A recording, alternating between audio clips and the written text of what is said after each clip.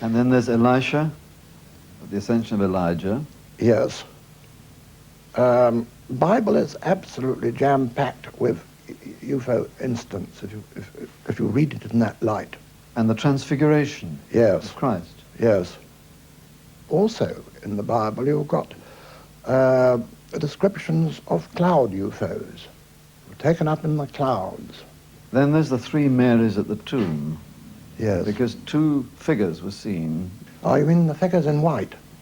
Yes. I think they must have been ufonauts, space people, those figures in white, because they more or less indicated that that Jesus had risen and gone up, and he'd come back in the same way, it said. And the ascension itself. The ascension of Christ, the picture there, it shows him ascending in a spacecraft. Yes, that's how he went. That is how he went back, in the same way as he came, probably. And when you come to think of it, there was nothing really very sacrilege about that. It's just showing that those kind of things are possible, you see. Another idea as to where some of the UFOs, not necessarily all of them, but a considerable number of them, they emanate.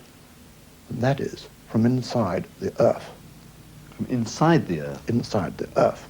Now, in my book, this book here, Secret of the Ages, I give some evidence for the concept of a hollow Earth. I quoted Nansen's, the famous explorer, Norwegian explorer, who made an attempt to reach what was called the North Pole in, I think it was 1895. And at first, of course, it started getting cold the further north he went. And then he found, to his surprise, it began to get warmer. He also, the further north he went, then he was very surprised to find traces of warm-blooded animals in the Arctic Circle at that time. And then, eventually, he reached a warm sea, which had quite a depth to it. And by this time, they'd lost their way, you see. They couldn't understand why it was. In fact, they seemed to be going down. If you see what I'm getting at.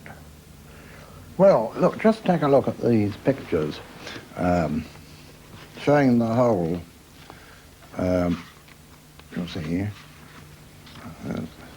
the North Pole. Satellite pictures. This is a satellite picture taken in 68. Yeah. This would be what, 300 or 400 miles wide, at least, wouldn't it? Something like that, yes. And of course, and then you would go in like that, and it would decrease, you see, and it would go down. And the one at the south, in the south, is not so big, I don't think. Thousands of pictures have been taken by satellites, and only one or two have ever actually managed to take the whole itself, due to the weather conditions, because over the pole, all that area, there was always fog, nearly always fog, over where that hole is.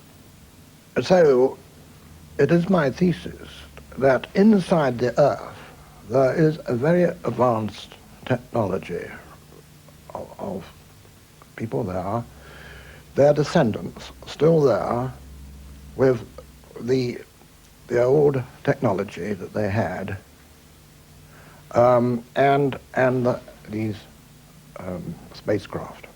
Are coming in and out of this hole. Well, not only there, but in the south as well. Look, Kankati, critics would say that this picture is a composite picture taken from space, which doesn't include the section which is black and appears to be a hole. Yes. Well, of course, people are always bound to say anything about anything that's produced. As I told you earlier, most of the time there's fog over where that hole is. I'm not at all sure whether they're all benevolent down there or not. There have been some very strange things which have happened to ufologists, stories of mysterious men in black, you see, who come and shut you up, silence you if you get on too hot a track, you see. It hasn't happened yet to me. But nevertheless, there have been many, many stories, and many strange people have many strange things have happened to people. I think, in fact, that we're going to find out, if we are given time to find it out, that, first of all, that we are not the first humanity that has been on this planet anyway. There have been quite a number of others that have come unstuck or been wiped out. Secondly, that man is not just the product of chance, of the ordinary workings out of blind evolution. He's that plus something else. That, in other words, we are the result of some very superior engineering by somebody, somewhere. And I think that opposed to those forces, the creative powers of the cosmos, there are others who you could describe as the opposition, or the people who are throwing spanners in the works. I suspect that there is a very great struggle going on for control of us. Now, there is a group in America, from whom I've heard in recent years, who claim that they have evidence that there are 4 different lots who are struggling for control of Homo sap. Me, you. Yeah. And they would have quite different viewpoints and might not all be what we would call benevolent.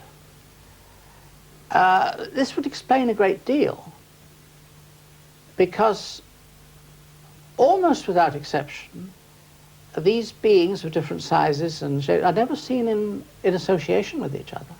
Nor are they reported in the papers. No. You mean as in association? Well, you don't pick up your morning paper and read about these things happening daily. Oh, of course you don't. But now, why? The reason for that is that there are subtle methods of seeing that that doesn't happen. I'm not suggesting that there's a D notice. I don't think they do it by anything as unsubtle as a D notice. But there are other ways. I'm sure that phone calls are put through, and an item which was not considered helpful is removed. I've noticed this myself many times.